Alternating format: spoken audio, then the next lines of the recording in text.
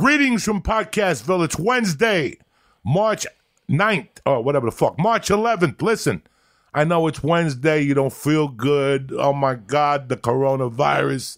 I don't know what I'm going to do. But let's start off with a little bong hit.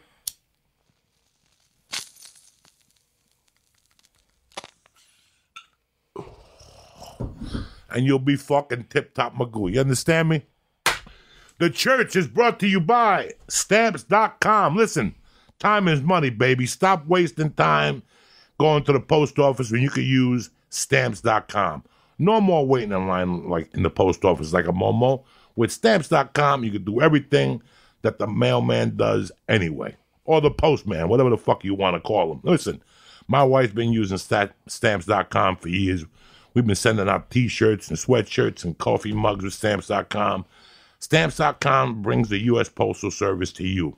Whether you're a small business or a warehouse sending out thousands of packages, Stamps.com can handle it all.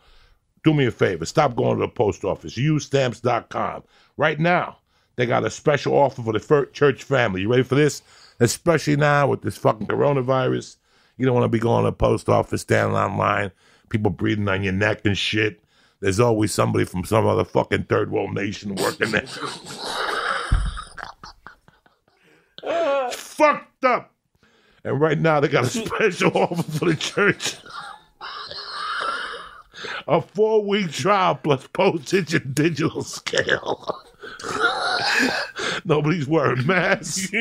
No long-term commitments or contracts. All right, it's easy. You go to Stamps.com, click the microphone at the top of the homepage, and press in church. That's Stamps.com, press in church. Never go to the post office again. Those fucking creepy bastards anyway. My guest today is my main man and the best interviewer I know, Mr. Ryan Sickler. Man, thank you. The Flying Jew is also in-house. Hello. What's up, dog? Thank you for having me back, man. That's high praise right there. The best interviewer, you know. The best. You know, no, I don't open up to nobody like I open up to you. You've wept on my show a few times. Yeah, you have been moved quite a bit. I'm very impressed by it as always. So thank you for having me back. It's really fun when people think, I love when people call you up and go, hey, I just want to be on your podcast. You know what? I don't even fucking know you. If you look at the podcast you have high numbers with, it's people you have a feeling with. That's right. You share mutual love with. There's because the love gets picked up on the airwaves. And people call their friends and say, yeah, listen to this podcast. It's kind of special. And it's not special. They've already heard the stories. It's the electricity between two people speaking, which is what I like the most about podcasts. That's why I don't like fucking 18 people in a room when I do a podcast. I like the intimacy, the one-on-one conversation. Yeah. You know, once you have 6 mics going, 8 mics going, you have 9 different energies, and it's that one-on-one love. And people feel that when I'm with your podcast, Segura's podcast, Tripoli, Eddie Bravo. The numbers are always good because the love is there. Rogan in the millions. Yeah. Red Band in the millions because the love is there. And people don't seem to get that. Us as podcasters for the last 8-9 years, you know, yesterday I got hit up by some retard. I want to start a podcast where we eat hot and spicy chicken nuggets.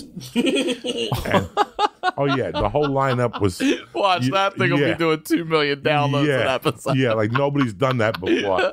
Eating a hot and spicy chicken on fucking line. Like, you know what I'm saying? Like, I don't want to eat hot and spicy chicken online. I already did hot wings. It's on True TV now. I got a feather in my cap. That's it. Nah, I'm going to eat hot and spicy chicken. What, are you fucking retarded? The host is the kiss of death, and the 2 other guys. What are they going to do for me? Get the show started and then get back to me. What if you do 3 episodes and somebody dies from that fucking Chinese chicken you're selling? I got to be a part of that. I'm in the co-conspiracy. Yeah, I'm in the fucking, in the fucking, you know, people just don't get it. That there's a limit that I disappear once it comes to podcasts. When you call me with like a fucking game show type podcast, you're in no danger. Oh, yes, you did that, whatever. I'll put you, you know, if you're going to be that stupid, I got a call from a dear friend of mine that wanted me to do a podcast on a Sunday in a fucking, like a sauna with no clothes on. And I'm like, hey. First of all, Sunday is the Lord's Day. Number two, on Sundays, I don't really know what I want to do day. I'm just flying back from a show the night before, 50% of the time, and I really don't know what I want to do. Sunday mornings are my favorite in the world because my wife and baby leave the church at 9. Not to my type of church, some other religion, whatever that fucking Christianity. There's no chickens involved. Yeah, there's no chickens involved. There's no rape and there's no crackers, you know what I'm saying? My daughter brought home one of those Catholic chocolates the other day. It tastes like priest penis. She's like, look, Daddy. I go, what flavor is it? And in my head, I said, priest peanut. But I couldn't tell her that, you know. Oh, I ended up eating the chocolate later on when I woke up from my coma. She's like, Daddy, where's that dick chocolate? Somebody ate my chocolate. I said, the priest took it. Don't worry about it. Devil. He was in a tight spot, the priest. So, oh my God. So that's what. Well, we're going to get your full life story. We're doing it. I mean, I don't. This is probably going to come out the same week, or your episode, which we've already recorded, will come out. No, this is your week episode after. is coming out 2 weeks after. I'm saying your episode for mine. We already recorded another episode with you on the HoneyDew. Yes, and that's probably going to come out in the same about a week or two. Right. And I think we're only.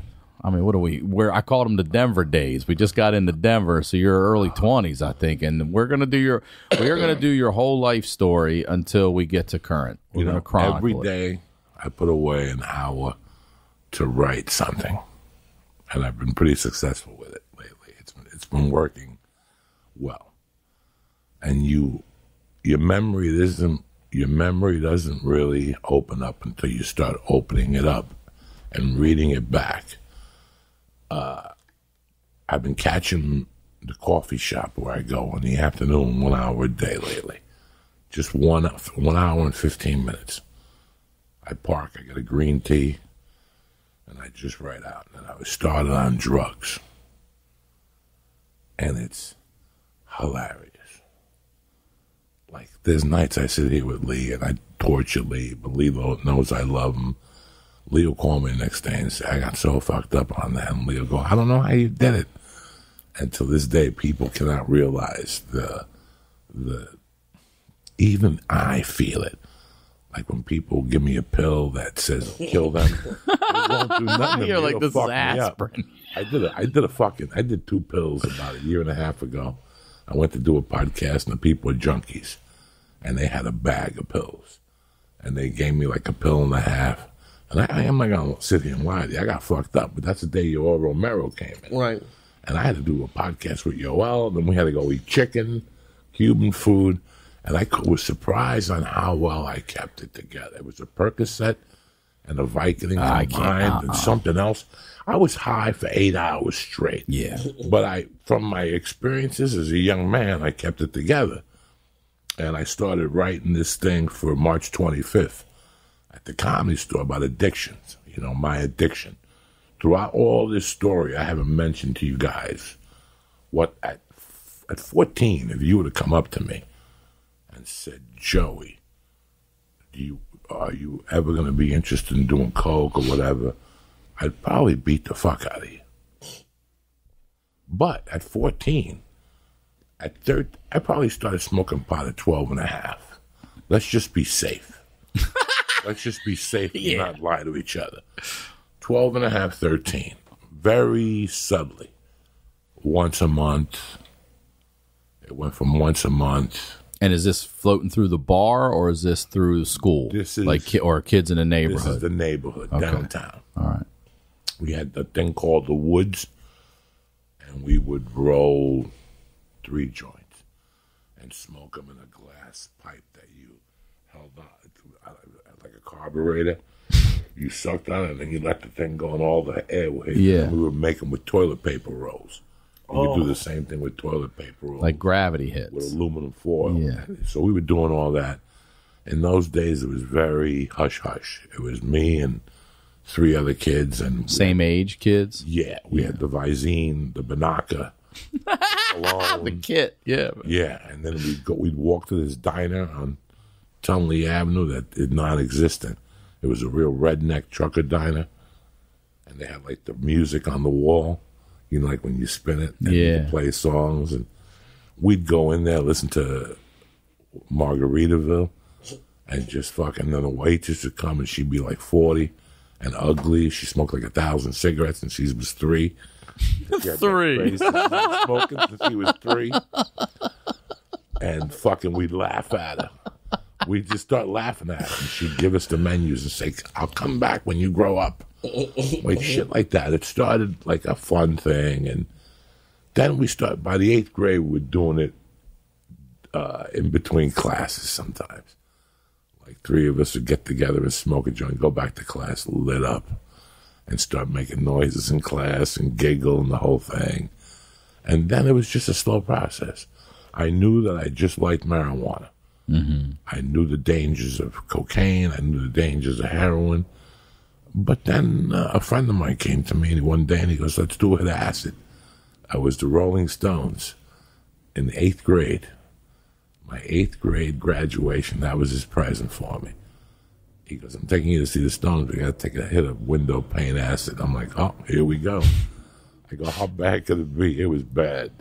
But I went to the concert, and then I kind of liked acid. I liked where it took me. I liked that I could go home and listen to music. And I would pop acid, again, once a month for a while. Then it became twice a month. And then it became a thing that we would do 3 nights a week. Damn. We're tripping 3 nights. For how long? How many years? This for a year? 2 years? That's so crazy to me. Shit. Half the week is on acid. This is freshman year till about November. Oh my god. We were doing hits of acid. 3 a week? 3 a week. And is it just one hit a night, or are you doubling up on those hits? No. Okay. One. All right. One would take you, if you did it at 6, you'd be cooking till 3. And I mean cooking. Like you could go home by yourself. Somebody told me a story one time. Acid, shrooms, opium, things like that didn't come through our way until the Grateful Dead came to town. We would all go to the parking lot. We'd party at the Capitol Center back in the day where they did heavy metal parking lot. That's the Capitol Center. We're there for the Grateful Dead, and I didn't smoke or anything, but everybody I hung out with did, and I never minded that they did. I kind of enjoyed like seeing what happened. I'd be like, okay, well, I'm not going to do cocaine. Well, I'm not going to do fucking pills. I'm not. But one of our friends, somebody told me this. I hope this is fucking true, but I guess he had bought a sheet of acid, put it in his pocket to take back with us later that night, and it rained. And the rain washed the fucking acid into his skin, into his. And they said he had to take him to the hospital. Everything. Can that really happen? Come on, that shit can seep in. I guess it could, right? It's just acid. I know that I was clean and sober. Okay, I was clean and sober. They threatened me with fucking going back to prison and finishing my sentence. And one day I get a call that I tested positive for cocaine. And I go, I don't snort the cocaine. I just sell it. And I told that to a friend of mine. He goes, "Are you retarded?" He goes, "Every time you touch those rocks, that stuff goes through your skin. Sure, you're going to test positive." One time I tested positive. I wasn't even doing it. It was from touching it. So, yes, I do believe that story. Especially back then, the acid was thicker. I never fucked it. Look, you gave me shrooms. If I eat you just gave me shrooms at Comedy Store at the last. Okay, how was it? They were good. They were good, yeah. I had them. I had some that night, and then I still have what you gave me to take home with me. Fuck, I got a bag at the house. But I'll tell you this. So when I first moved out here, because I've only done shrooms like 5 times, and at one point I enjoyed it, but also I'm the guy that's like, all right, it's been 5 hours, get the fuck out of here. You know, I'm like that with company. You know what I mean? All right, it's hit it. We had a good time. Get the fuck out of here. I don't need to still be hearing my music going wah wah wah wah wah after 5 fucking hours. I get it. But back when I first lived here, this was This was in the 1900s, man. This was 97, bro. Late 1900s, 1997. I first moved here to go to college, and that was the whole Northridge quake. I was coming here to go to Northridge when the quake hit and destroyed the school. So I ended up going anyway, but I found an apartment for a month, then moved in February, and Pink Floyd is coming out to the Rose Bowl, and I love Pink Floyd, and I want to go see Pink Floyd, and I want to see him at the fucking Rose Bowl. So my buddy and I get tickets, and he tells me a married couple that he knows is going to meet us there and sit with us as well. I was like, great. So the four of us are hanging out. We're all smoking weed, and the three of them decide to do shrooms. And I'm like, I'm good. I'm just going to smoke weed and drink. Get into the show. The show is fucking bananas. I don't know if you've ever seen Pink. I got to see him here and in D.C. at RFK when that was still there. Same summer. And the pigs are fucking bouncing. You know, they're all tripping over there on their shrooms and shit. And I look to my left. And you've been in a Rose Bowl. You're packed in there, you know. And I look back to my right, and my friend Kevin, he's gone. He's gone. And and people start yelling and shit. I look back. This motherfucker passed out, okay? And it's those bleacher seats. So when he went back, his feet got hooked under the back of the front one. And he bent in half, and people, instead of catching him, they got scared, and they jumped out of the way. His head hits the bleachers behind him. He goes into a full-on seizure, okay? He's going crazy. His eyes, and they're like, is he epileptic? I'm like, I don't fucking know. I have no idea. Were you tripping? No, I only smoked weed and drank. But the three of them, they're all to my right. It's him and then the married couple. She sees it. And I think guilt got to her and everything because she's the one that gave him the shrooms. She starts throwing up in her like $50 concert shirt. They're all having a bad trip because he's having a full-on fucking seizure. I've never seen this off mushrooms, okay? And I don't know if it's the shrooms or the fact that he hit his head so goddamn hard on this thing, but I don't know what to do. And I look up at her, and she's like, oh my God, it's coming for me next. You know that mindset where you're like, oh. And I just start smacking him as hard as I can in the fucking face. Jesus. I'm smacking the shit out of him. Pink Floyd, the pigs are fucking going. Oh, I just lost my headphones. Sorry. And they're banging and banging and banging. And he's having a seizure. And then finally he snaps out of it. And everybody's like, holy shit. I'm like, dude, are you all right? He's like, did I just pass out? I'm like, yeah. I go, how long do you think you were out? He's like, I don't know. It felt like three minutes. He's like, I was like, you're out for about 15 seconds. I was like, dude, but you had a fucking seizure. You're bleeding. He's like, I'm not bleeding. I'm like, are you all right? He's like, yeah. Look over at her. They're out. They're gone. We never saw them again. We go back to fucking Pink Floyd, and he's fine the rest of the night. Where do you meet these weak people? I went to a million concerts where ate everything but heroin balls, and nobody ever fucking fainted. That's what I'm saying. You ever? Yeah, no. If that happened in my neighborhood, you'd have to move the next day. Like, you have to pick up and move. Like, dog, I took fucking Lee to a concert, and I gave him a couple mushrooms. Fucking had a seizure. Dog, I used to fucking take straight up acid and go to those garden concerts. I don't know how you did that. I took acid to the Stones. I took acid to Ted Nugent and AC/DC. I took acid. I didn't take acid to Black Sabbath. I was too young. But I took acid to all those. You ever smoke weed dipped in PCP? Sherm Yeah. or no? Well, this is what I was getting to. Okay. All right. So I'm 16. I'm laughing 15, at the age. 15 to 16. Yeah. I'm going in that transition, and I'm doing microdot acid. That's what it was called. It wasn't really. That was those little like one-hit tabs. I mean, tiny. You would lose it. You had to wrap it in aluminum foil to see them, and then you had to take it out of the aluminum foil, and if it fell on the floor, you were done.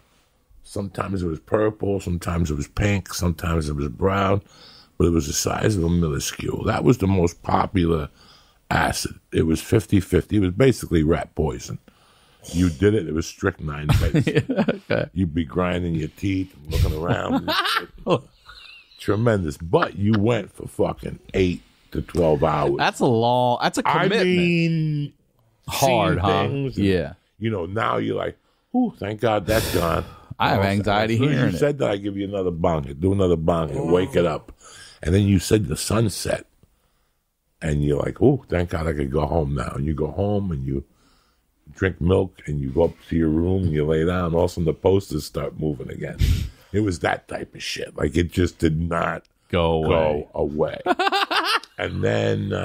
See, all this is not a sales point to That's me. what I'm saying. This is what everyone's ever told me, though. Great. Yeah. It was just great. And then, Just great. the one I did to the Stones, honestly, that was the first time I had that drug. And I wrote about this. It was like a 3-day recovery. Like for 3 days. It just I had zapped you like bells and that. whistles and electronic shocks going through my spine. Like, and I was just a young kid, and I was like, I think I got to stop this shit. Like, I really do. Like, I had only done it once, but then it was just too much fun. It was the drug of the era. It was the drug of the summer. Like, how many, I want to tell you, you know the Carlin bit where he talks about acid, right? It's like self-regulating. At some point, it'll say, stop, you know, just like you were done. No. So, But how many hits would you say you've had? so then let's just say that let's just do it by freshman year. Jesus Freshman Christ. year was when we really started cooking with gas with the acid. That's 3 a week. We would 3 a week. And then something new came along. People were saying, you got to snort this shit. Now, I had always made a promise to myself that I would never snort nothing. But they were like, it's just THC stems. It's stems, and people boil them, and they shut the thing off, and the white powder that sticks on the side, they scrape that off, and that's what you're snorting. It's harmless. And I saw, and I had 18 friends, but there was always 4 that were like kind of smart, and they were the ones like, yeah, I want to do it. I'm like, you sure? So after weeks of trying, I said, let me do a line of that THC crystal. The keef? Like that keef that's on the crystals on the weed? It was white. And you're snort. I've never heard this one. This is brand new to me right now. It's snorting. And we would do it. First I did it, and then I gave it a break. I went back to acid. But what kind of high is it? Like, what do you feel? Like fucking Gumby. And fucking, like, you're about, like, everything is just fucking flashing at you. Is it a different high than an acid trip? It is. Eventually, I kept doing it and doing it. So it got to the point where my mother would go to the track on Sundays, and I knew she was going to be on all day. And me and this kid, Carlos Perez, would buy a $10 package of it, and we'd each get a 6-pack of Lowenbrow. I remember Lowenbrow, the lion. Isn't that like a lion? Yeah, tonight is kind of special. Kind of special. The beer will pour. Must say something more, but how? Tonight, let it be Lowenbrow. Sponsor the church, Lowenbrow. Lowenbrow. So fucking, we would get Lowenbrows and get fucked up and then go on journeys. We just walk and talk shit. When I get older, I want to be a doctor. And we'd just be like, cars would almost hit us. Like, beep, what the fuck? Out of the way, that type of shit. Like, we would be fucked up. And then I found out it was actually angel dust.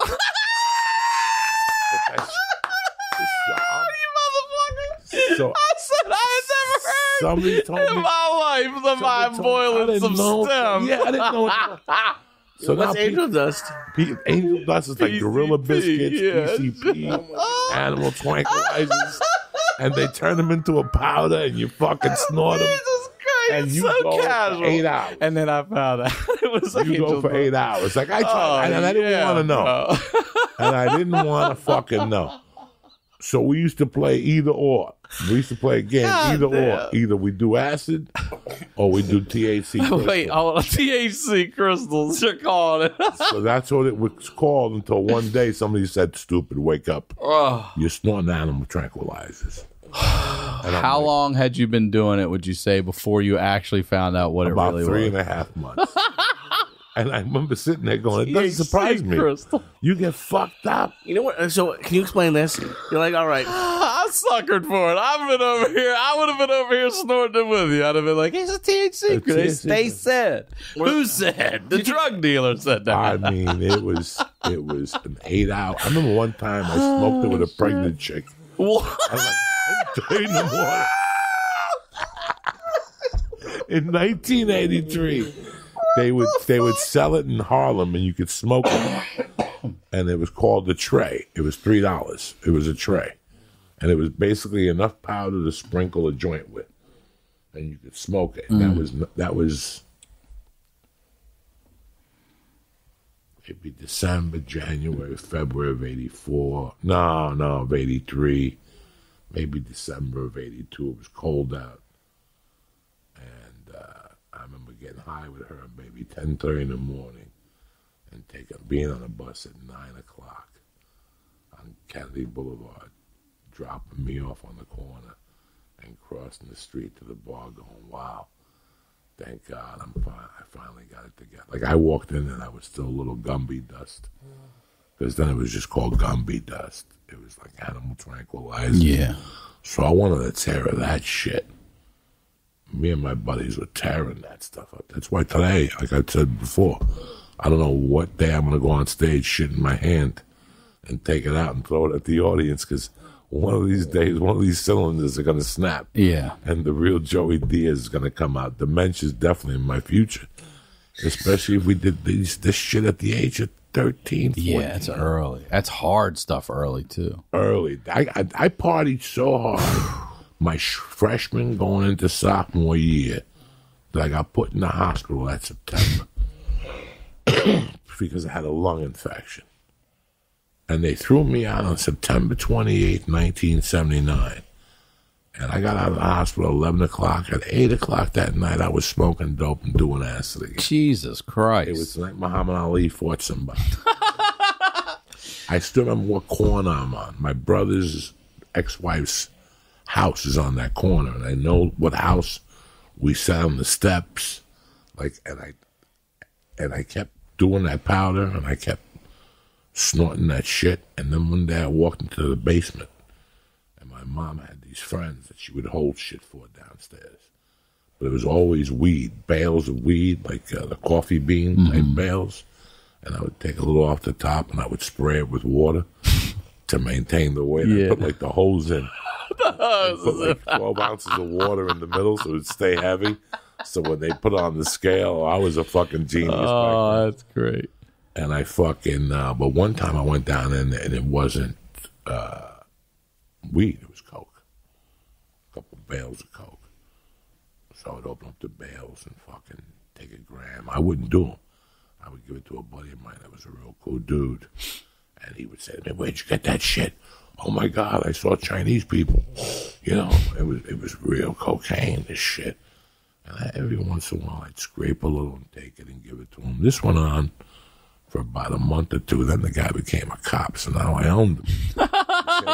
Yeah. You know, I knew he was going to do something with his life. And he became a cop. Boom, now I owned him. But that's not the point of the story. I held on to that. One day I took it, and I would surprise him.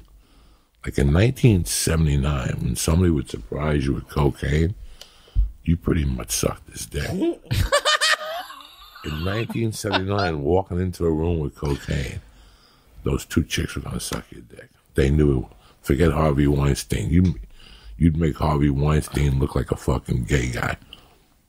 That's how strong the power of cocaine was. Guys like me could get laid. Women were doing disgusting things. It was a different level of disgust because it meant you had power. It was like this social. If you came out of a bathroom and you went, the whole bar would look at you and come over and rub your shoulders. "How is it?" "It's semi-intense, you know." That's what was going on at Studio 54. This cocaine freedom makes me, you know. So that shit sold it, made white people go crazy. But at the same time, I hadn't done it. I held on to that little package. Then the night before, some cats called me up and they're like, "We're playing hooky tomorrow." So I said, "Fuck it, let me bring the package and see if one." But these guys are too straight. There was like 8 of us, but one of the other dudes was a genius. And him and I used to do fucking that angel dust shit at school from time to time. And one day I gave him a line. He thought it was coke. I gave him a line of that shit, and he had a wrestling match. A high school wrestling match. Oh, my God. And he was on the bottom, and he made a move, and he bit the guy. He got disqualified. And people were like, "Why would you bite the guy?" "Fucking Coco gave me fucking THC crystal." THC I thought the guy was crystal trying to beat me up and shit. That's what we all called it. to avoid the pain of what it really Right, was. yeah. You know. My brother, he and a buddy. I actually told this whole story on my album, but he and a cousin brought some shit home one time, and they called it Sherm. It was and they would call it Paul Chuck Paul. That's what they call PCP, Paul Chuck Paul, and it was popular for a little while to dip this shit in PCP, these joints. And I thought it was a myth at first. I was like, it doesn't happen. Because you hear shit on like Oprah, people doing it, dipping their cigarettes and cooking their babies and shit, like insane stuff that these suffocating kids in freezers, like. And they decided to smoke it in front of me. And, you know, I tell that story. But the thing was, I thought it was a one and done thing for them. You know what I mean? Like, I knew they had done it, but it's like the summer of '94. I'm fresh off the Pink Floyd concert. I go back to Maryland for the summer between college, and I'm seeing this girl at the time, and we're going to Lollapalooza. Now, originally Nirvana was going to headline. I'm almost positive it's '94, and then Cobain died, so they brought the Smashing Pumpkins in to fill that space, and it was like Tribe Called Quest. I think the Beastie Boys were there. Fucking P-Funk was there. The Smashing Pumpkins, like it was a good one. And they're smoking a joint. And I don't think anything of it. I just think it's a joint. And the girl I'm seeing at the time goes over to take a hit. You know, she smokes weed. And she comes back and she's like, that tasted really weird. And I was like, you motherfucker. And I went over to my brother. And I'm like, is that fucking weed or is that shit you were smoking today? No, it's the fuck. I go, what do you fuck? You can't just you got to tell somebody that. Well, we thought she knew. I'm like, why would anyone assume that you're smoking PCP laced weed over here? Why would that be your immediate? It probably should be the way you treat life, but why would anyone assume that anyway? And this poor girl, I mean, she tripped out of her fucking mind for hours. I mean, she missed the whole fucking show. Hours. She finally collapsed and slept for hours. But when she woke up, and she was in shape, fit, you know, slender. This fucking girl was starving like a fucking hostage. And I told them, you know what your penalty's going to be? You're going to fucking feed her whatever she wants at these goddamn festival prices. And this chick, I mean, she ate for a family. I'd never seen anything like it. And she's like, I can't believe I'm still hungry. And she's just going, I was like, eat it up, girl. Eat it all up. Make these motherfuckers buy. They spent $300 or so in food just for her to starve. I mean, I'd never seen anything. And then I went to dinner with her when I went back to Maryland, just not too long ago. And we're sitting at dinner, and I don't say anything. She goes, remember that time your brother had me smoke PCP? And I was like, yeah, I was wondering if you're going to bring that shit up or not. She's like, I've never eaten so much in my life. She's a mom and shit. I was like, yeah, I'm so sorry about that. I do remember. PCP was a complete, like, all that shit was just so, I don't know what to call it. Not ill-advised. I don't know. It was kind of ill-advised. Yeah. Because that would just always seem dirty to me. You know what I mean? Like literally dirty. Like just a physical dirty drug. Like cocaine seemed, I don't know why. I know it's cut and everything, but like you're talking about pure. Weed's pretty much untouched. Shrooms are untouched. It's once people put their real fucking hands on it. I feel like it gets shrooms, they're grown in shit. Yeah, they are grown in shit. Yeah. I don't like how they taste. Yeah. I'll try the capsules you have. Wait, you have shroom capsules? Oh yeah, we're gonna end the process right now. Uncle Joey's high-tech shroom capsules for the mind, soul, and spirit. Are you working on selling that? Yes. Oh, you need to, dude. Yes, it's going legal in some states. I believe in microdosing. Yeah, it's Colorado right now, I right? believe in putting them in capsules and weighing them out, and I believe that you should get a little spurt of life every day, especially if you're going through depression. It's proven. No one knows anything. Nobody knows anything. That's right. Listen, good for you for trying something. Cocaine, opiates, all that shit is destroying our nation. Yes. Those are the gateway drugs, those pills. Reefer. Nobody gets in trouble for reefer, except that black guy in New York who got beat the fuck out of. Which is, again, take those 8 officers and fucking get rid of them. Listen, if you're a cop, and you know I have the utmost respect for you, police officers across the country, you have the toughest job in the world. But do me a favor. You're not fucking the rookies.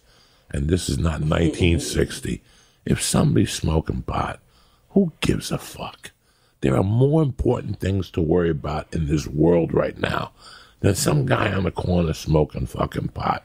If you watch that video, it's very embarrassing. It is. Like, who raised you guys? Seriously. You pulled your gun out and put it in his stomach, and now New York will answer back that he was a rapist who got out of jail with some fake fucking bullshit. That doesn't cover what happened. You didn't know that going into that Jesus situation. Christ. Yeah. It's That's called hindsight. There's 92 states where they're legal now. If you're a cop, as a police officer, save yourself the aggravation as a human And the being. embarrassment. It's let it live. Listen, somebody's kicking an old lady, I pull the fuck over.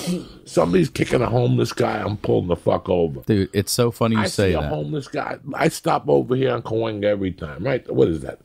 Cahuenga and Riverside. There's a left. When I have to go to Cryo or I got to go Weed, I got to make a right on that corner. There's a fucking homeless encampment now. Every time I stop there, I go, oh, and I throw the guy $1. You know, at least go get yourself some coffee, a little dignity. $2. I gave the guy, I had a handful of change that I got to hide from the fucking car wash because those Mexicans got sticky fingers between the fucking them and the valets. Every time I give them my car, my quarters are gone. Yeah, I hate I that. go for fucking quarters, and now, remember, if you steal $1 from every car, you make an extra 50 a night. That's how I learned not to keep weed in my car. Yeah, don't Every leave time weed I in left your a car. joint in the car, these motherfuckers would Don't take it. leave Who weed are you in going the to complain car. to? You take your change and you Yep. put it in the baggie and you put it in the glove compartment. You close the glove compartment. And then when you leave, you take the baggie out. That's the only way you trick these fucking idiots. Because that's, I say, you know, you live in Hollywood. You live in North Hollywood, Studio City. You're fucking, there's always a fucking meter. You know, so, and then you don't have any change. And those meters, you don't get much for your mileage. Ladies and gentlemen, you put a quarter on a meter in Ventura, you get like 3 minutes. Yeah. You need to meet somebody for an hour, you're fucked. You might as well put your ATM machine and give your election results to the Russian for a fucking parking spot. For a fucking parking spot, I got to put an ATM machine in. There's going to be $3 and dimes and nickels. I'm the same way about you see an old person. This is just happened the other day. We were walking. I was with my daughter's mother and my daughter. We're walking into Target in Culver City, right? And I see this little caddy parked in the handicap spot right up front. There's a Excuse me. When you say mother and mother's daughters, because you're not married to the woman? That's right. Yeah, we were. Thank you very much for not saying baby's mama like some third world nation fucking cannibal animal. These people think it's fucking classy to say baby's mama. Even she says, she says it sometimes. She goes, "Why don't you say that?" I said, "Because we're in a grown men. That's what I said." And I said, When I say baby's mama, give her more respect. That's exactly what I said. I said, My "You're more daughter's than." mother. That's right. I can't stand the dirty bitch. Which is hit by 3 cars. You know. I'll make sure she listens. Yeah. Send me that timestamp, Lee. You know, nobody likes the ex-wife. That's why, hey, you got to go eat ice cream and I make always say believe my you like daughter's them in front mother. of your daughter. Like, yeah, hi, how are you? But that's what How she are is you? right now. You know, No. she's not my fiance. She's not my wife. She's my daughter's mother. And yeah, You I don't don't. give her a stabbing? No, the time? no. But we're doing much better, and we get along very well. And what I always say too, you're more. I said, look, you know, we had a real coming to this year where I was like, you know, everybody's got their hand in my pocket for a percentage of this or that, no matter what I do, whatever we all do. And I said, the person who actually helps me the most is you. When we have split custody, but when I'm on the road, you either watch our daughter or you make sure she has childcare, you make sure she's fed, safe, whatever. I can walk on stage confident and free of any worries. And I said, you know what? You're the fucking shit. So I started doing nice things for her. I was like, why is everybody else? But, you know, so we have this understanding and an agreement now. But we were walking into Target, and there's this old lady sitting in the passenger seat of this caddy up front in the parking space. And there's an older man standing over. And he's like, I fucking hate you, Mom. And I was like, whoa. And he looks like he's probably in his 60s. And she looks like she's in her 80s. And he was heated, and she was just sitting there like this. And I told her, I said, hold on a second. Let's wait right here. This guy looks like he might actually hit this lady. And he's just screaming at her and screaming at her. And then I look at Don, and I'm like, you know, I don't know. He might be right. Who knows? I don't know the story over there, but I'm going to make sure this old lady's not in harm's way. And then, I don't know, he shut the door, and that was the end of it. But I'm the same way. I'll pull over for that shit. Everything else, like, leave people alone. You don't understand. Sometimes when I say pull over, somebody's kicking somebody, you pull over, but there's some situations you mind your business. Yes. Because that guy might take a gun out and shoot you for being nosy-rosy. I'm old school New York. I don't make eye contact when I keep walking. I didn't know nothing. I didn't hear nothing. Excuse me, sir, did you witness that? I don't know nothing. Me no hablo. I first moved into this. I first moved into this apartment in Baltimore with my brother, and I come home from UPS at night. Shout out to UPS, Baltimore Hub, Primary One, Joe Avenue. I work the graveyard shift. I get home like 3:30 in the morning. And I'm not in the place 15. There's cops everywhere. And I'm like, oh, man. And I knew that we had just had a party because we had just moved in. Everybody's smoking and drinking. And I'm like, fuck, these assholes. We're going to get evicted. All right, it's got to be them, whatever.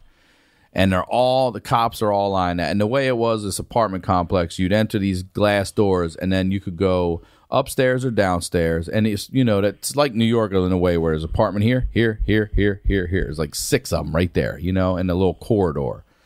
And the cops are like, you can go ahead. Where do you live? I'm like, right here in 12. They're like, go ahead. So I go in our place. I shut the fucking door. I'm trying to wake my brother up. He's asleep, drunk.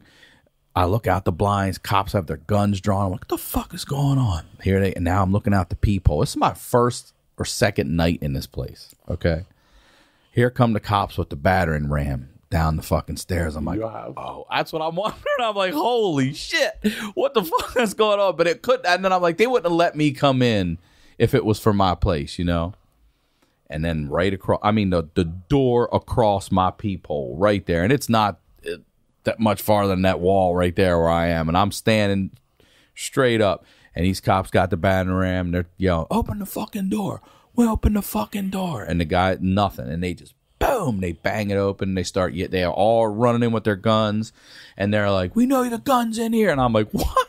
I dove because I thought bullets were just going to come flying through. I dove over here by the cat. I'm crawling back down the hallway. I'm like, get on the floor, motherfucker. Get on the floor. They brought this black dude out. I'll tell you what, his girl was a fucking G because she didn't give him up. She didn't give him up. She didn't give the gun up. She didn't give anything. They drug his ass out and they put him, they had his hands behind his back and they put him on the stairs. You know how steps go like this? They put his head up on this part of the step and his shoulder down on this part of the step, and they put their knees on this motherfucker's neck in the gap where it is. Let me tell you something. That shit bent 90 degrees. They were fucking going on him. He was screaming. He wouldn't give it up. They were fucking him up on those steps. They take him out. Then they go in and they start yelling at her, and she doesn't give anything up. She's like, it's not in here. I don't know what you're talking about. It's not in. And they were screaming. She was not intimidated at fucking all.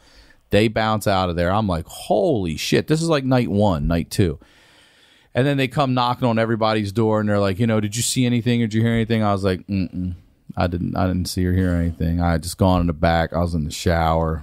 My brother's sleeping. We didn't hear anything. Door shut, locked, and nobody ever fucked with us after that. This is a neighborhood that we found out the hard way, too. We ordered pizza. And they're like, yeah, we don't deliver to you at night. And I was like, what? There were so many people that would just order a pizza and then rob the delivery driver of his money and the food that after dark, you had to go pick it up. Papa John's would not deliver to our fucking neighborhood after dark. That's where we lived for a year. You just reminded me of mugging a delivery boy one time. You mugged the delivery boy? My God. When we were kids, 88th Street Park had 2 houses across from it. So we would run to Kurt DiLorenzo's house and call the Chinese delivery guy to meet us at that house. But we'd be 10 of us on 88th Street Park. And as soon as he pulled up, listen, one night, one of the kids got in and stole the car and actually started making deliveries. He's doing his run. And he kept the dough and fucking left the car. We were crazy. That group of kids That was is crazy. good. That is good. One night we held the guy like at knife point and took his money for coke at like 11:30. That was the cops came. We had to run the whole fucking deal. But the night that the kid, and I can't remember his name, and I have a friend of mine that I grew up with that drives a truck, Timmy H. He listens to podcasts. He'll remember. In 2 days I'll call him and he'll go, oh, you're talking about that guy. That story was huge in my hometown. This kid was that crazy. He got in the dude's car. Made the delivery. Made 3 deliveries, pulled over, just walked home. And he took an order home with him. Yeah, Whatever was in there was Order in there. number 4 was Order number 4 was in there. He took it home, and he was a legend after Oh, that. that's great, man. That's great. It's just, yeah, we got to, this is really interesting. When I was writing it out, I was like, oh, I can't wait to get on Sickler and talk about the extensive. And it got to the point where it was like, we either did THC or acid. So how'd you stop the PCP? What, just Easy. same way it finally was a Cocaine. That's what I'm getting to. So wait, you snorted PCP before you ever did cocaine? Oh, yeah. Cocaine was never on my radar. Also because you also Pills thought it was never THC. on my radar. Yeah. Heroin was never on my radar. See, I'm allergic to pills. I throw up. I did not want to do anything that you had to put in your nose. You know, the first time I did that THC crystal for like a week, I felt guilty. But I go, it's THC. I knew from the age of 6 marijuana was harmless, that people were wasting their time with marijuana. I had a godfather that smoked it, and he would giggle. And I would go, if this is what happens, I want to do it. I see all these people arguing all the time and getting mad, and my godfather giggles at stupid shit. We would sing songs, Bye, Bye, Miss American Pie, in the car, and, you know, it was just the best times together whenever he got high. Someone told me you're going to yell at me for telling you I went to the weed cafe, but I went to that weed cafe with Josh Wolf. I bet you did. But let me tell you something. I'll tell you what I really liked about it. No people yelling at each other. No arguments. No one with their face in their phone. Every single person laughing, having a good time, actually engaged in conversation. Like outside all the bullshit and the novelty and all that crap. It was like if you put a commercial for a weed bar and an alcohol bar side by, it's before and after. It's night and day. It's so different. Everyone engaged, having a good time, not sloppy. You know, there's nobody throwing up over in the fucking corner. You know, the drunk girl tripping over shit, the guy that's being loud and an asshole, all that. None of it. People just smoking dope and having a tables. good time. That's what it eating is. and talking and really engaging and enjoying conversation. It was actually refreshing to see. Food was good. It was pretty good. Look, here's the thing. Other people are like, oh, you say that because you're high. The truth is it was good. I've been 3 times, and the only reason I was okay going back because the food was decent enough.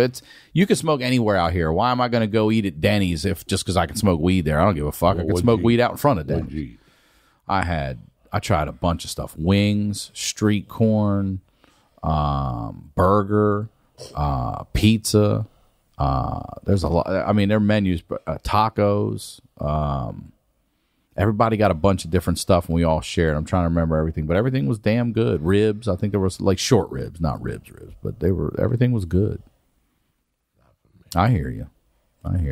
But also, I'm not a kid. I'm not over there renting fucking, gravity bongs and all that shit. I get I think you're allowed to bring it in. I think you are. But you can buy it there, and they say you can't take it home, but the whole thing is you can totally take it home. It's like, give me a pack of that to go or whatever, and they'll bring it to you. But, I just buy like an individual one. I'll tell you what I did have there that I didn't even know I liked, and I got it by accident. But it was almost a cigar wrapped in a cannabis leaf. And have you had it? I think so. Yeah, it looks like a cigar. It's fat, and the mouthpiece is a little glass piece in there. Speedweed. And I don't know if Gino has these big fat ones like that, but it was so good. I don't like I've never been a blunt fan, only because I really like the taste of marijuana, and I feel like that cigar wrapper dominates the flavor. I'm tasting that more than I'm tasting the weed. Like putting olives on a pizza. I'm tasting I want to eat the pizza. But I really like this because it was marijuana flavored, the leaf, and fat, and it was it had a little bit of keef sprinkled on it. It was fucking amazing, wonderful. And you could put it out and, pick that one back up and keep going. That was a good one. I just sit there and smoke, and it's this right here at a cafe eating, and there's an outside and inside. It was very well done.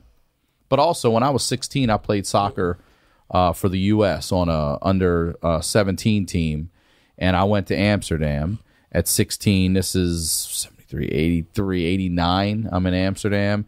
And the Bulldog and every fucking place over there in the red light district had it. We're talking 30 years later, we're just getting our first fucking cannabis place. It's ridiculous what they've done with marijuana. You buy weed while you're there. Yep, absolutely. You walk right in. They got the one dude had a little stand selling nickel and dime bags right at the door if you just wanted some weed or any of the food. You can get marijuana in. You can get it with or without. Your eggs or whatever. Infuse it. Infuse it. Yep.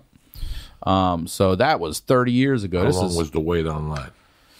It wasn't. Josh knew somebody that got us in, and then once I'd gone in and they knew I'd been there, they let me in right away. And you can make a reservation online too. But if you wait online, you're sitting, down the sidewalk and shit. But if you make a reservation or if you just have a connection, you'll get right in.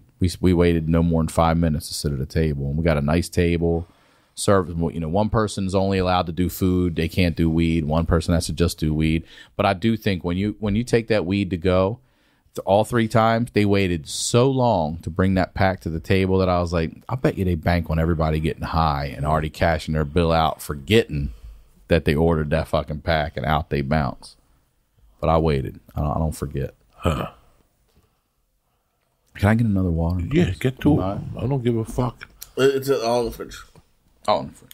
I don't know. Man, what you guys forget, what everybody forgets is that I'm 57 and I look 57. When nothing bothered me more when I was 22 and when old guys would try to act young. Mm-hmm. I don't mind trying to be young, but trying to show off, you ever go to a party and there's that old guy with long hair looking like Jesus made a comeback? Yeah, I know that guy. Okay, Grandpa. You know what I'm saying? I feel like Grandpa now.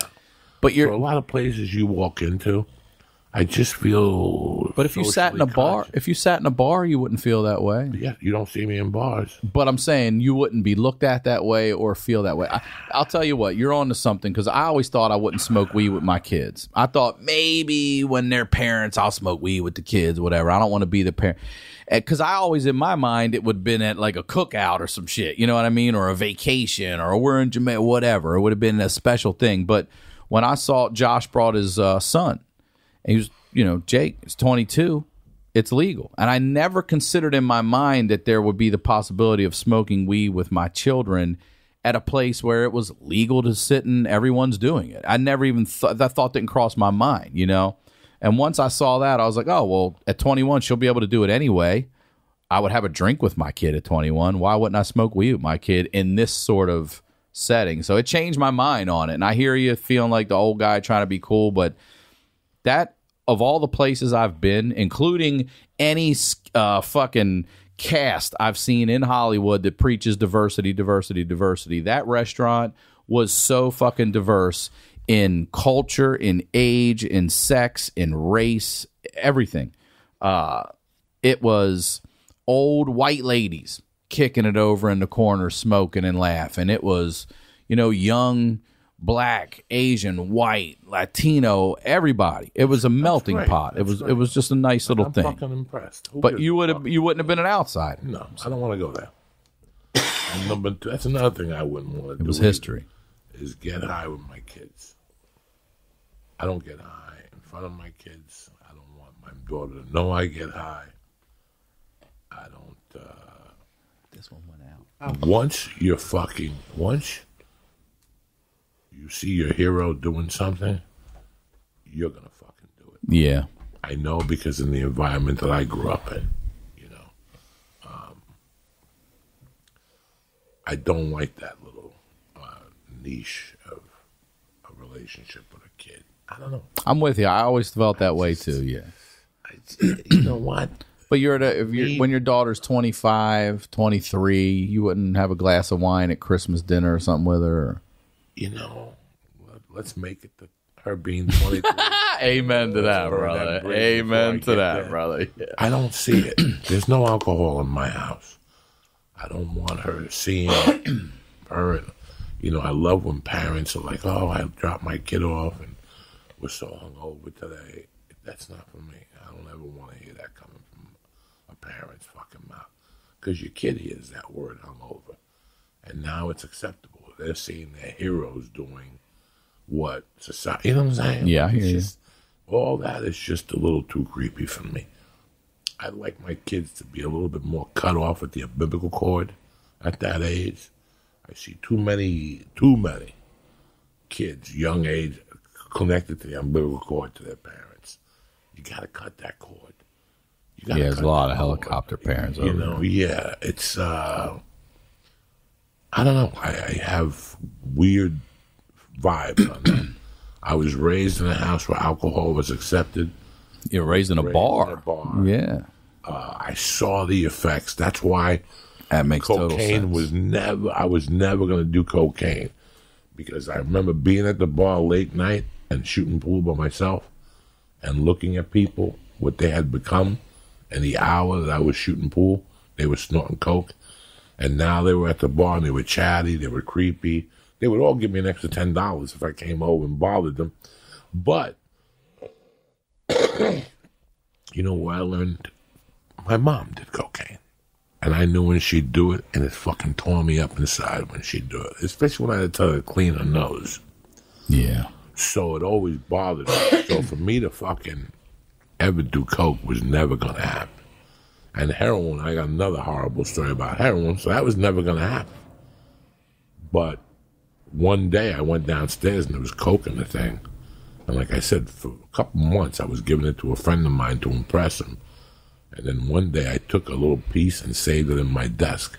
And I didn't know why. And the night before, the kids called me and they go, we're going to play hooky. And that day we went, and as we were going to Hudson County Park, as we were walking there, up the corner was a beer truck. I'll never forget it. And that's when we would rob beer trucks. You robbed beer more than one? Oh, my God. If you saw a beer truck, if you went to eat breakfast, all right, so I would always sign up for first class, first period, at 7:30 class. That's what time period 1 is. A lot of my friends were lazy. They came in for fourth period. Homeroom was 9:40. The fuck wants to go to school at 9:40? Yeah. I want to go at 7:30 and get it over with. So I would take first period, second period, then third period was study hall. That means breakfast. You're not allowed to leave the building. Good. Go tell it to the Marines. We would go to Hashways and get a fucking ham and egg on a nice poppy seed roll when they were tight. A soda, maybe a bag of Wise potato chips, maybe a Yo-Ho. The old owl. Ring ding and shit. Yeah. And strolling. And I remember they had monitors up, like you're not allowed to leave. Okay. 1 day suspension. Good for you. Keep believing that. We either went there or the Fifth Avenue Deli. They had the best meatball hero in the country at that time. And next to it was an abandoned garage that was really cold, so you could stand there, eat your hero, and then spark up. Okay. It was tremendous. So we either went there. But what were we talking about? Breakfast? Whatever. So we were walking the Hashways to have breakfast. And next to Hashways at that time was a liquor store. And that's when there were one guy. It used to be just one guy, and he would get out of his truck, open up the thing with the belt. Now, is that the old side rolled up? Yeah, the garage door. He would empty his, he would get the wheel, the cart, dolly, the hand cart. He would put the 5 cases on there.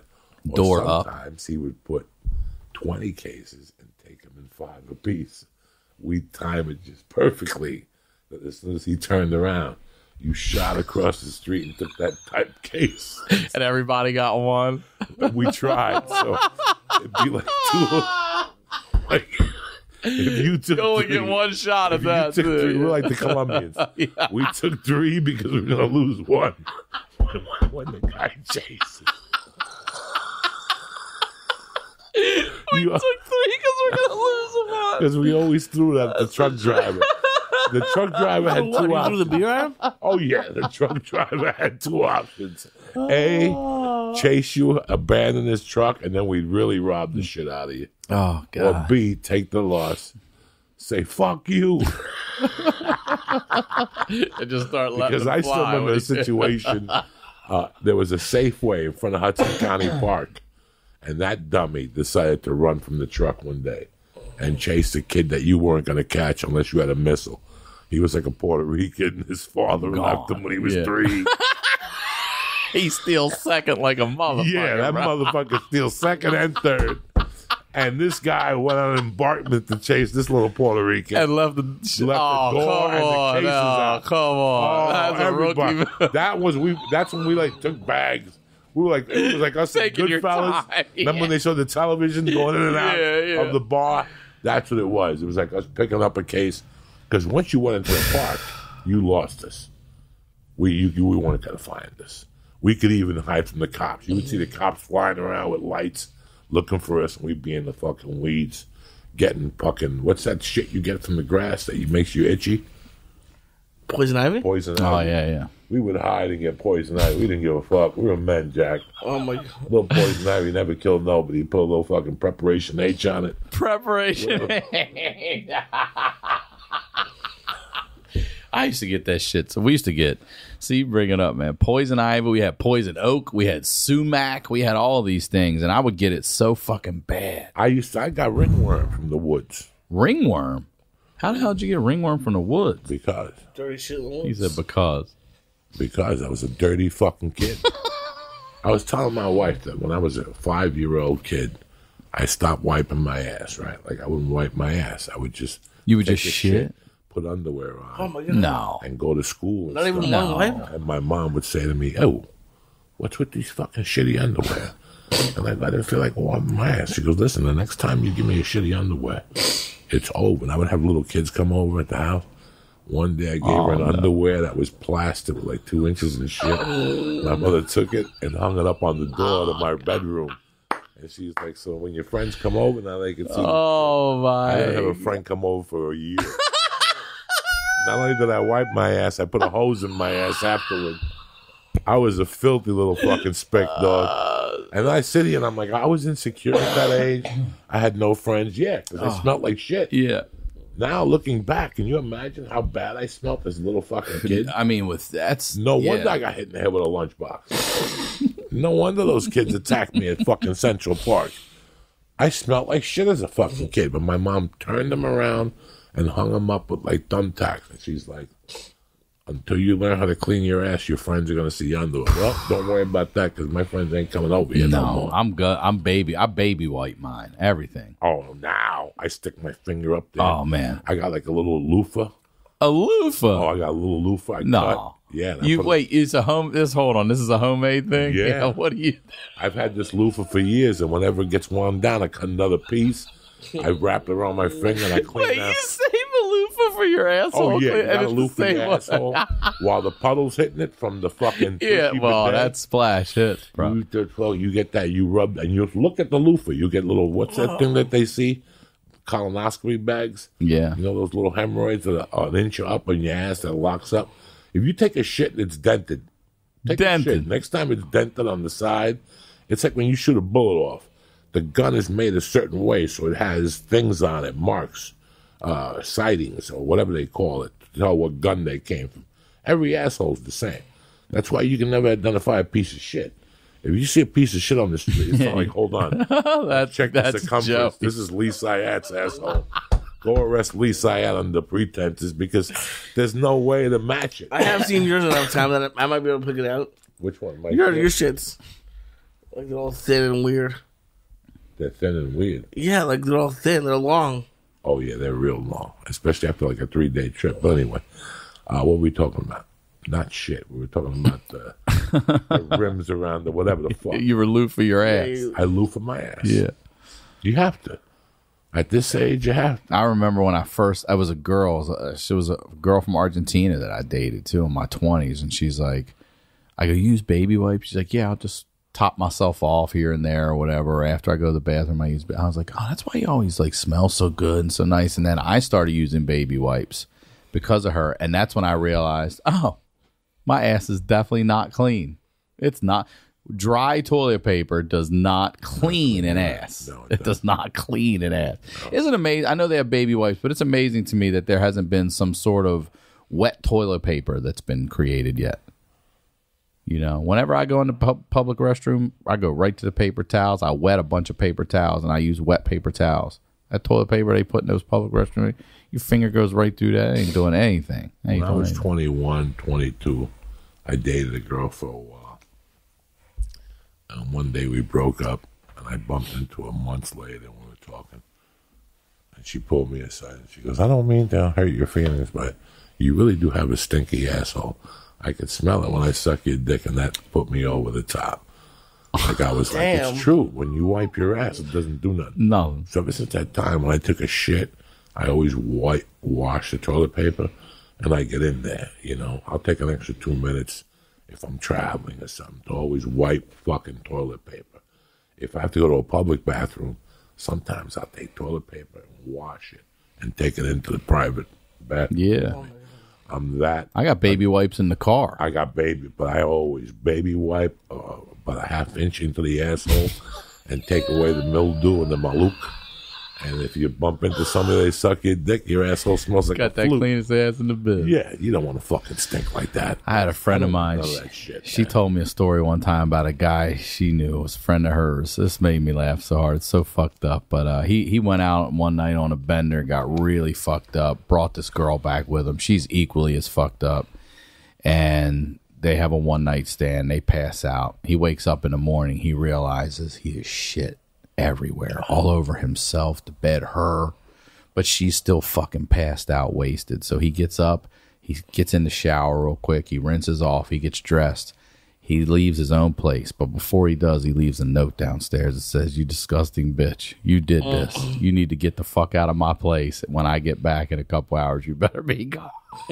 So who took the shit? He did? He did, but he literally took it. She said he packed it on her a little bit, rubbed it on her, and then made her think she did it, and he got the fuck out of the goddamn house. To this day, that poor girl's probably traumatized. Thinks it's probably telling it's like their worst story. Like, this one time I went home and I shit myself on a guy's house. He might even be in rehab. That dude fucking blamed that shit on her because he couldn't got out of there. Oh, my God. That's disgusting. That's disgusting. You got some fucked up friends. You know? I don't know. That guy was a friend of a friend. Pulls over, falls at a concert on mushrooms. The type of people you hang Just out got done telling a story about smoking PCP with a pregnant lady. Yeah. with. You know, And when the shit one, it's crazy how if I take Lee to a concert I'll be and dead. he takes 3 edibles and he passes out, Lee knows I'll leave him there. Like while the band's He'd playing, leave me there without me being passed out. while the show, He'd tell me I'm going to go get a beer. when What the do you show want? ends, I'll pick him up and I'll go, Lee, you've been passed out. He'll look at me like, what do you mean? I go, you passed out, nothing back. Come on, let's get out of here. On the walk, he'll walk out of there, and people go, that's the dude that was passed out. That's who you are. That's exactly what happens. Yeah. I was the type of dude, if you came with me to a show and you passed out or something, I left you right there. I didn't know nothing. People stepping on your shit. Fuck it, I'm not going to get in the middle of this. The band's doing their best material. The middle of it. You know what I'm saying? It's the encore. I'm going to bend over now to fucking pick you up and let you know it's okay. You knew the consequences. You ate the gorilla biscuit and I'll deal with it. When the concert ends, the lights come on, I pick you up. I take the vomit off your shirt as much as we can, and we help you out of the building. How long did I pass out for? A long time. Lee. Don't worry about nothing.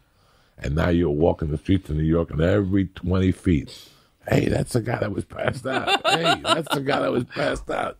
You'll never go to a fucking concert again.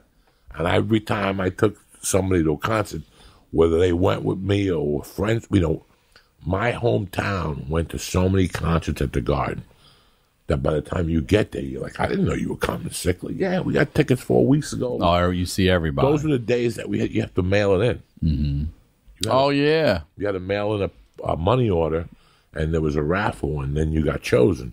So either you got your check back or you got 4 tickets. So you never really knew till a week before the show if you had won. I mean, we slept out on the sidewalk. That's the way it's shifted to. You had to be first in line. How crazy! Remember that? And then Ticketmaster comes along, and you might be first in line going to get a good seat, and you're already in the second section because Ticketmaster already bought up all the fucking. I'm like, how? Can you see what year Ticketmaster came to business? I just want to check. We were just talking about how the fuck it is amazing how you can't scalp, but Ticketmaster can sell the fuck out of that shit. Call it a convenience fee. Dog, we're living in very. The government ain't getting their cut. That's all it is. We're living in very weird times. 76. Huh? 76. 76. I saw Pink Floyd, The Wall, in February of '80. At that time, you would drive to an office that was Ticketmaster. So PLJ would say, which was the radio station in New York, then would go, tickets are going on sale tomorrow, 10 a.m.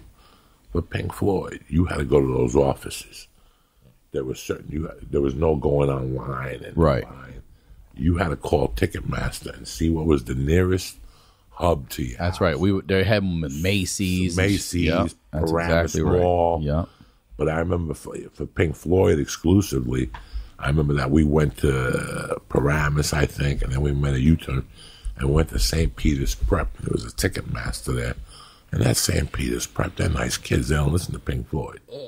When we walked in, you would ask the lady, let me get the best tickets you got. And right. Turn around, go into a file, and then get like a little ticket and say, these are the best I got.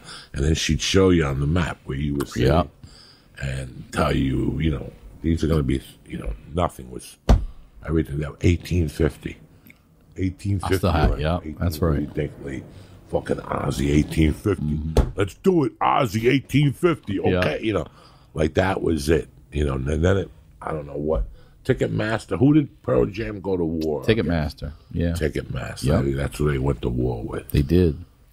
Hey, listen, people really don't. The consumer. It's very interesting what's about to happen.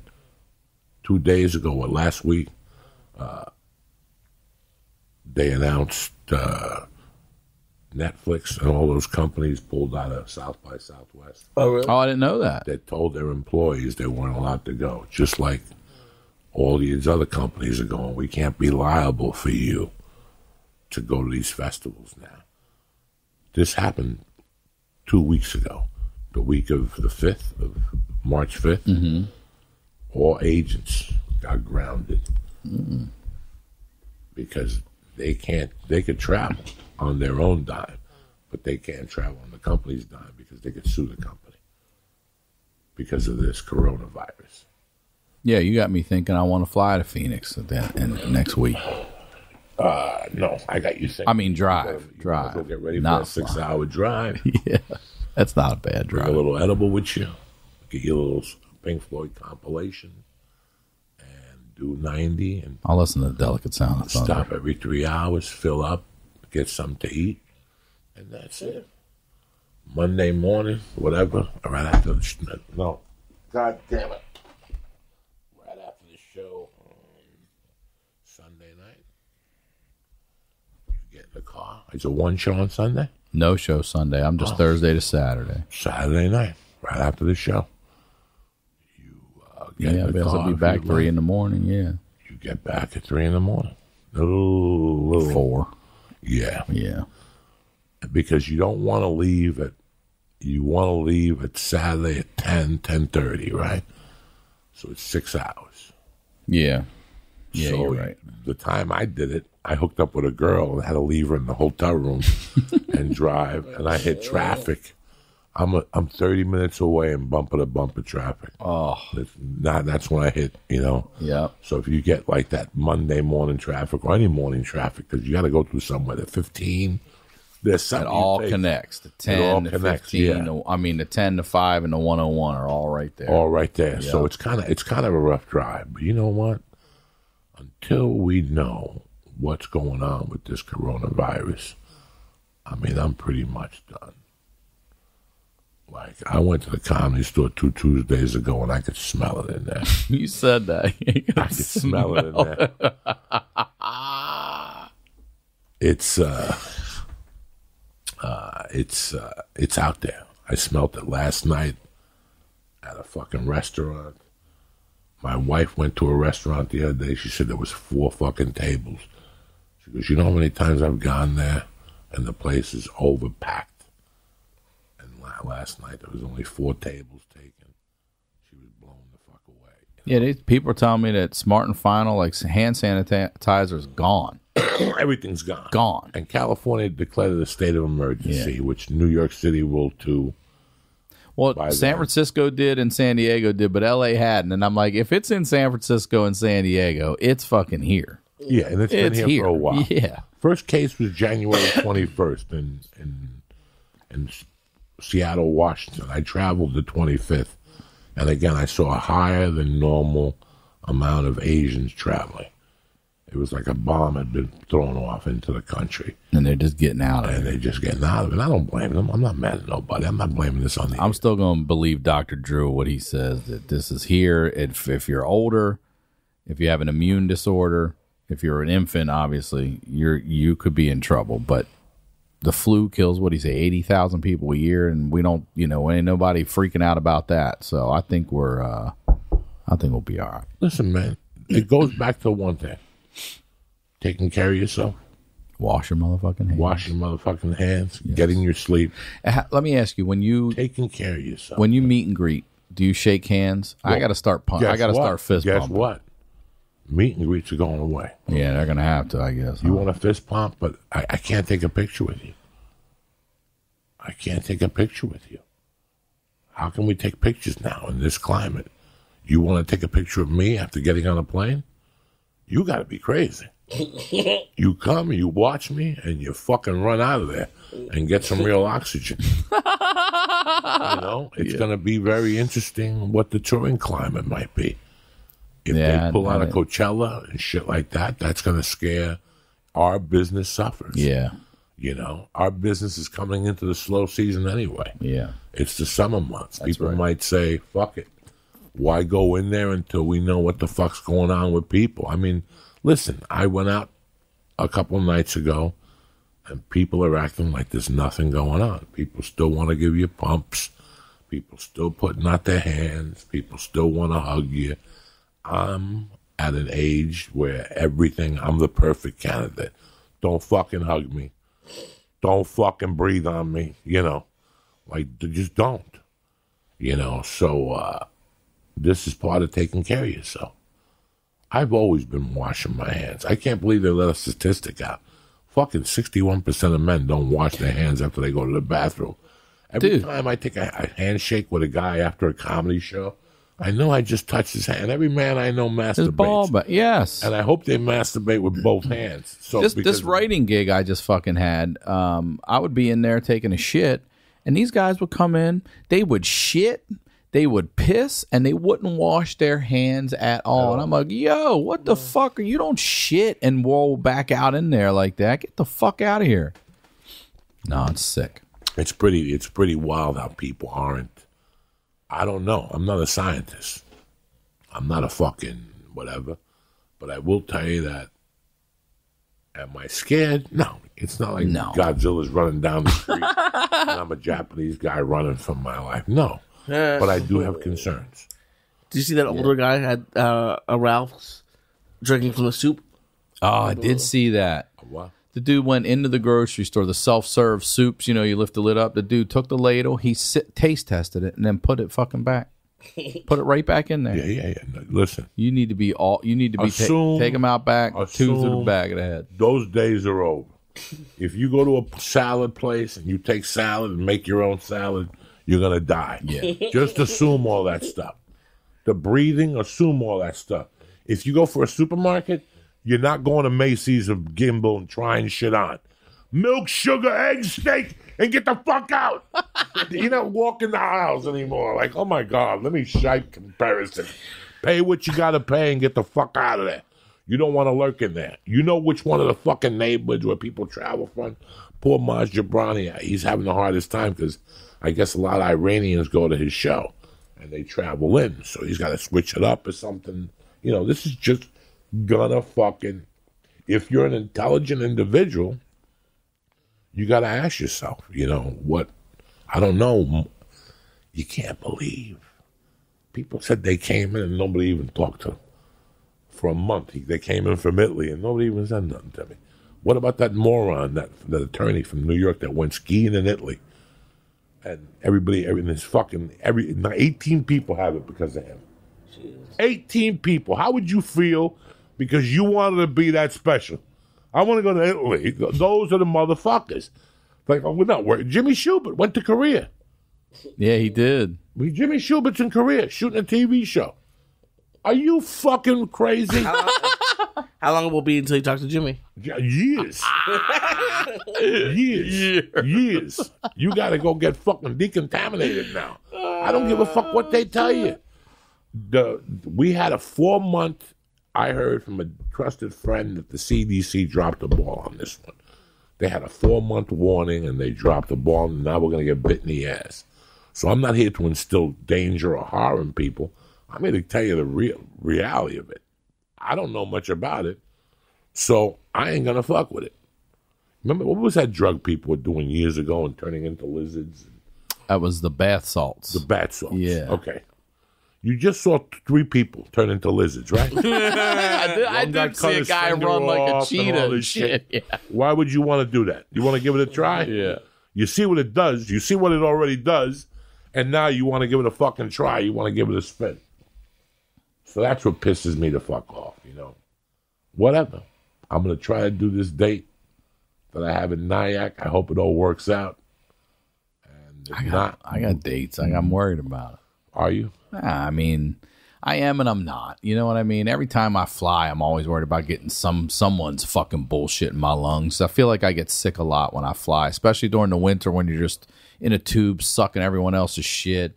You see these videos putting their feet up on the fucking shit. They're filthy. They're filthy. You got to assume fucking at all animals. levels. That's right. They're filthy fucking animals. Pigs. Just assume. You know, and I know they tell you shouldn't assume. It makes an ass of you and me. Well, assume. You got to. I've been telling Lee. We got clean asses, though. Since bro. the second day I met Lee, I go, Lee, don't order delivery food no more. Why? Because your generation believes that shit. You're too stupid. They don't believe that the delivery people open up food. Oh, come take on. pepperoni Spit off your in pizza. everything. He kept doing it. What do we meet? 10 people that told you what they did it, and then you found like kids like him grow up thinking that it's on the up and up. Guys, nothing's on the up and up. That's 3 sets of hands touching your fucking food. Yeah. The fucking guy who cooked it, The person who packages it. Leave me alone. Yeah. You're gonna fucking die. And then to top it off, some greasy guy that makes $3 per delivery or whatever. You don't think he opens up your pizza and takes a piece of little cheese or pepperoni? You're gonna miss it. You're too hungry. You're watching the fucking the Raider game. You know, you're too hungry. You didn't count the wings. They told you 6. Yeah. I'll give you 5, and you won't know it. You know, so do not avoid all that. I don't get food delivered. I would never get food delivered, man. You go pick it up. Go pick it up. You go to the Green Apple, you go pick it up. I don't trust nobody. Green Apple's a good spot. That's my Chinese spot. I know. You like that spot? I love that you still have a Chinese spot after all this. Well, I haven't gone there. You don't see me going over there doing open mics, singing. Dun, dun, dun, dun, dun, Diani. I haven't been there in weeks. I miss Chinese food. You know what I'm saying? Yeah, But dude. you got to give it a little breather right now. They might have brought in a chef from Wuhan, not have told us, and I'm eating a fucking fucked up dumpling. You know what I'm saying? Yeah, Corona dumpling. Yeah, Corona dumpling. Right now, you got to. I'm not saying be racist. That's not gonna work. But Chinese food's been the last thing on my mind lately. Let's just say. You know what I'm saying? I'm without signing, I could go for some garlic fried rice and Making me 2 hungry. fucking pork dumplings and nice fucking French style filet mignon right now. I can't even eat that. It's fucking whatever. It's Lent, so I'm light on the meat. There is Lent. You know what I'm saying? I love other people give it up. You just go light on it. I don't eat it on Friday. You stick with that? Yeah. That's what? See, that was always pizza for us on Friday. You know what I mean? Yeah, growing up, it's pizza and mussels. Friday. Yeah, Pizza and shrimp or crab. Nice mussels, Yeah. red mussels with that red sauce, damn. and you eat that mussel, and then you take a slice of pizza. Oh my God! Yeah, I got high a couple times this week and destroyed. The other night I fucking went to Joe's. I bumped into Gino from Speedweek, Yeah. who, by the way, is sponsoring the 420 Uncle Joey's 420 show, 8:00 comedy store. You got the Netflix festival, you got the Montreal Comedy Festival, and you got the Joey Diaz motherfucking festival. 420 at the fucking comedy store. Bring edibles, because we're going deep into the murky waters. But what was I saying? You saw Gino at Joe's. I saw Gino, and he gave me one of those joints, and I smoked it behind the comedy store by myself. And I fucking was driving home. I'm like, you know what? I got to stop at fucking Joe's Pizza. And I had like 18 points left. I had points left and I had boxed that day. So I was okay. I burned like 16. I burned like 30 minutes of boxing. I don't put the whole hour. I put 30 minutes. Because how much do you really moving? And so I had points to burn. I went into fucking Joe's Pizza the other night, stoned to the gills at 11:15. I double parked my car, I put my hazards on, I walk right in there. I go, let me get 2 grandma's pizzas, the ones with the mozzarella on it, and it's loose. Oh my God, I ate 2 of them, and then I got in the car with a diet Snapple, and as I was going to make the left turn, I go, let me take 2 more just for the ride. I did the same thing, I went back in too. I took 2 more, and I go, maybe I'll give 1 to Lee. No. As I hit the one I want, I go, fuck Lee. He can go get his whole fucking pizza. Oh, that's the spot, man. What's going on with your podcast, brother? All good things right now. You got an episode coming out, the HoneyDew Podcast. You can follow it on social media, honeydewpodcast.com. I got some dates. Can I tell my dates? What's your next move in this fucking comedy thing? Are you looking to shoot a special? Are you looking to... For stand-up, I'm going to do a special. But I also love to produce. I like, I've been able to work on some shows that I help sell, and we got some shows coming up that I really want to work on. Josh Wolf and I are starting a new one coming up here. I'm starting one with Simone too. Yeah, thank you. That whatever you just did brought it back, brother. I don't know. I want to stay in the digital space. TV's dying. It's dead. These people are either getting fired, laid off, let go, or they're getting promoted. New people don't want. There's so many things that could happen to derail anything outside of you having talent or a great idea or anything. And if you just put it all on digital, it lives there, and the people can go there and watch it. There's nobody that's killing your, digital channel unless you're doing some crazy shit. But I don't do that. So yeah, I want to create more content, some digital shows. It'll be really exciting stuff coming up. I can't really talk about yet, but you'll be a part of it, and you'll be seeing it. Oh, I'm excited already. Yeah, and I'm jumping up. And then and that's that energy I need right there. Yeah. Look at me, I'm so excited. And I'm doing the road. I got some dates around the country this year that I'm excited to go do. Where's your website at? It's ryansickler.com. Go there. Go subscribe to my YouTube. That's where I'm going to start putting a lot more stand-up. I'm going to start putting some more exclusive content there and really build that channel up. I'm out in Phoenix. Here, I'll tell you. March 21st or March 20th. You know my date's better than me. What do you think you're dealing with, Joey Bananas? I got, let's see here. March 19th. I think I'm the... Are you? Yeah, when do you go? You fly out when I fly out. Yeah, March 19th to the 21st. I'm in Phoenix. I'm at the La Jolla Comedy Store March 26th. I'm at the Rec Room in Huntington Beach. You ever done that? Yes. Dude, I love that spot. I love it. And then I'm up in Vancouver, April 23rd through the 25th. No dates in April. Oh, April. I think you meant August. No. A lot of people come in October 8th. Yeah, they're going to remember. And then... They just smoked 18 joints. They got their feet up. That's all they need to know right now. Vancouver, Phoenix, La Jolla, Huntington Beach. Simone and I will be doing another monthly at the store in April. If you'd like to come on, you're always welcome. Good for you, man. Yeah. You're putting it together. I'm keeping it going. And all of this is just staying busy. That's all it is. Until the next fastball comes down the fucking lane. That's all it really is. You got to stay in the game. People just can't understand that it's 8 spots a week.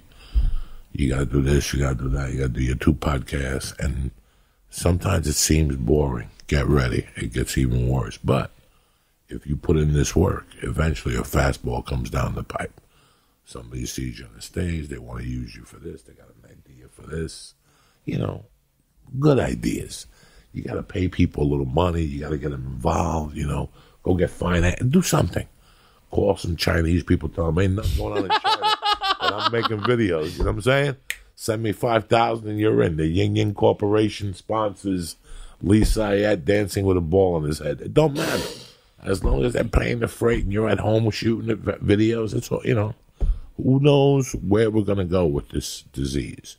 In these strange times. I hope this thing just dies and we move on. It will. As Americans. Yeah, that's it. But we're too surrounded with it, and that's it.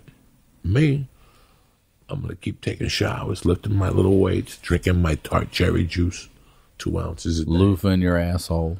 Loofah in my asshole, sleeping my 8. You know, I take care of my sleep. That's a big part. That's the other thing right there. That's especially as comedians. Yeah, we don't people have no idea that's the master one. That's the sleep one. Is the one. Mind going.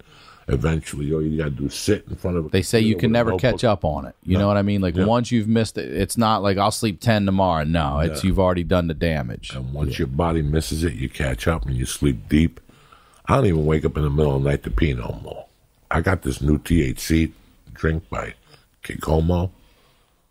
That's what they're called. Yeah. Kikomo teas. It's called Sleep. It does what it says, huh? But it's only 3 milligrams of THC. The rest is CBN, melatonin, stuff like that. That's all natural, healthy. I don't even wake up and I got the tablets for the road. Ooh. Ooh. Sleep right through that coronavirus. I ate them in Vegas. I experimented with them in Vegas. When I woke up, I couldn't even fucking set the coffee machine up. For real? I had to call room service. I was still fucked up the next morning. To hear you say that. I had to call room service and say, listen, this crop machine just ain't doing the Cuban right. You got to send up a pot of coffee, four cups, and a lot of sweetener. Oh, man. The blue package is always a pleasure.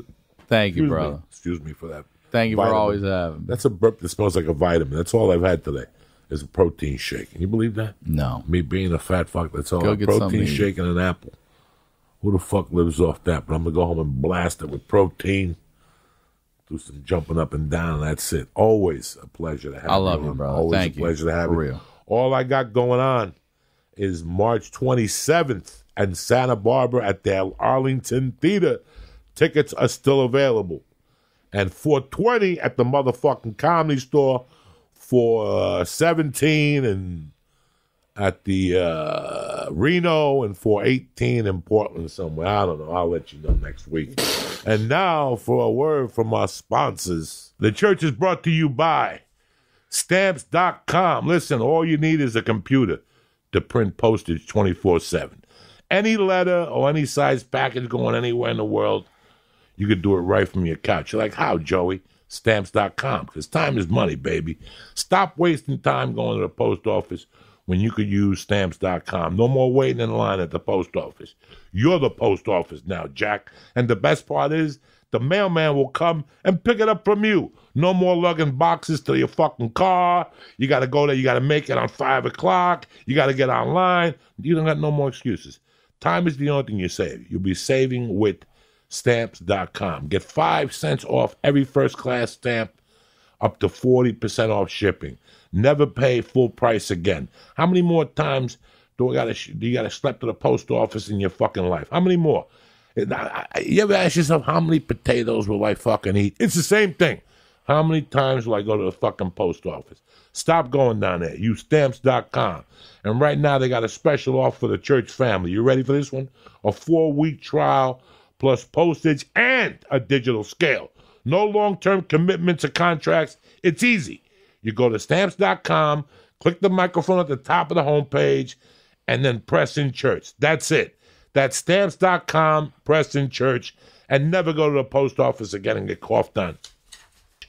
I want to thank my man Ryan Sickler. I want to thank the Christ Killer. But most importantly, I want to thank you for listening, for supporting us, and always having our back. We got some weird conversations here. Who gives a fuck? Where you going to hear this type of shit? Nowhere. Anyway, I love you motherfuckers. Have a great weekend. Stay safe. Don't let people breathe on you. Don't go somewhere where they eat bat milk or whatever the fuck. I don't give a... Well, the restaurant is so great. It's a fusion. Listen, mind your business. All those fusion places are creepy people. They like to travel. They were in Singapore earlier this year, and they brought it back with them. They're fucking carriers. Why take the chance? In this case, you're not Columbus. Mind your business. Stay at home. Jerk off. You don't know nothing. Listen to podcasts. Have a great week, a great weekend, and we'll come back next week and have a good time all over again. I love you, cocksuckers. Te quiero. Kick this fucking Mule Lee.